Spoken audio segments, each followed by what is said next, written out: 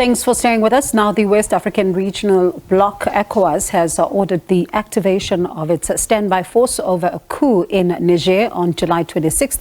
Now, after a summit of its heads of state in the Nigerian capital, Abuja, the bloc pledged to enforce sanctions and travel bans on those preventing the return to power of democratically elected President Mohamed Bazoum. And I do understand we've got on the line with us Dr. Charles Sinkala. Thank you so much for your time this evening. How do you first receive the news of this alert? It's quite significant.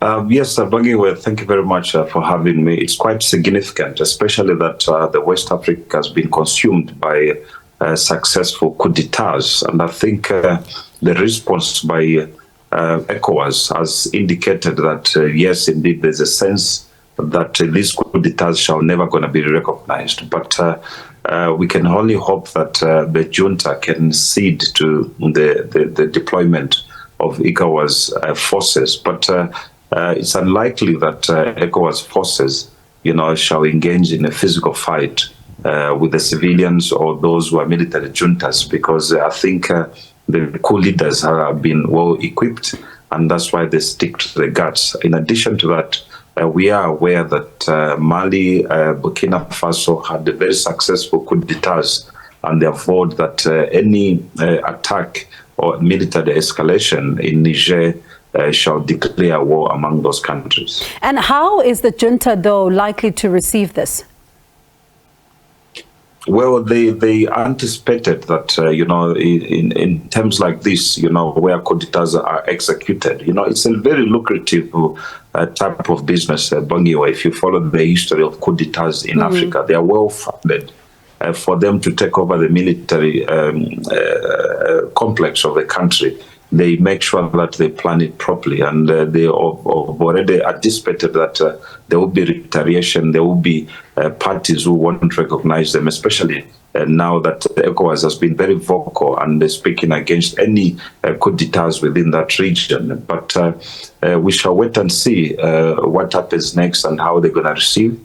So far, from this breaking news, we haven't received any statements from them in terms of if they're going to engage or they're going to cede to go in a route of diplomatic talks with the ECOWAS team. Especially because they've, even announced their own cabinet and all of that. But at the same time, ECOWAS itself has found itself in a position where it is being questioned. Its credibility is being questioned. And some have said that given what we've seen happen in Mali and Burkina Faso, they simply don't have the teeth to bite and are possibly using this moment to show that they are a bloc that should be watched closely and also trying to restore its credibility. How much of that is also at play here? Correct. You're very right, Bagiwa.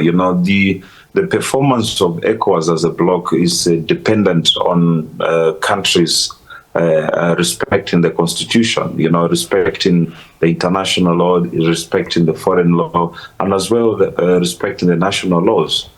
In the absence of the respect to the rule of law, military juntas are not respecting the law and their constitution. And I think in Mali, Burkina Faso, and Niger now, the constitution has been suspended.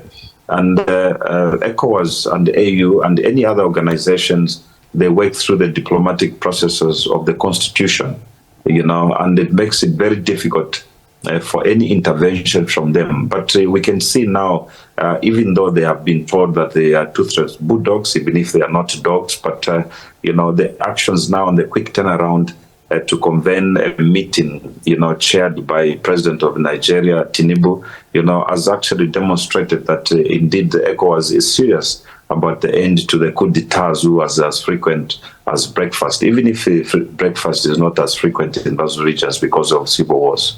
And, there are concerns that continue to mount, although right now, around the health and the state of President Bazoum. And we spoke to our correspondent in Nigeria wanting to know what else has been said about, his state. And she's talking about, of course, the running out of supplies and the fact that his health may somewhat be deteriorating. How much of a concern does this further escalate around, his own safety and the state that he's in? Well, it's not in the good space. Yes, I've also confirmed that, in fact, they've cut off the electricity to the presidential palace, and as well as he's only eating the rice and canned food, supplied by the junta, and they're keeping him like that. I also concur with you that I'm aware that they've already announced their 21 members cabinet. The junta, they are already moving to take over the government. I don't think they'll be in a position of discussing whether or not his conditions is said to be comfortable. But to them, they have declared him as not the president of the country. They have actually celebrated the coup d'etat in that region. Unless other means are possible, we shall see what happens by the dawn tomorrow morning. What ECOWAS thinks, in terms of deploying. They've actually issued a statement to be on standby, but that does not really mean that they're actually sending troops to Niger. But we shall see what happens tomorrow.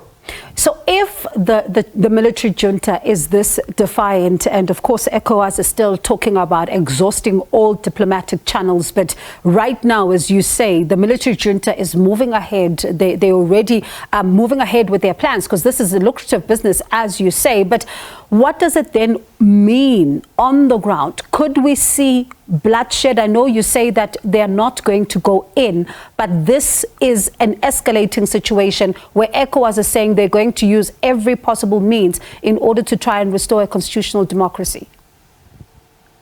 Of course. One point which we need to understand, Bongiwa, is you cannot have the diplomatic talks with thieves. Coup d'etat leaders are thieves who are not following the constitution.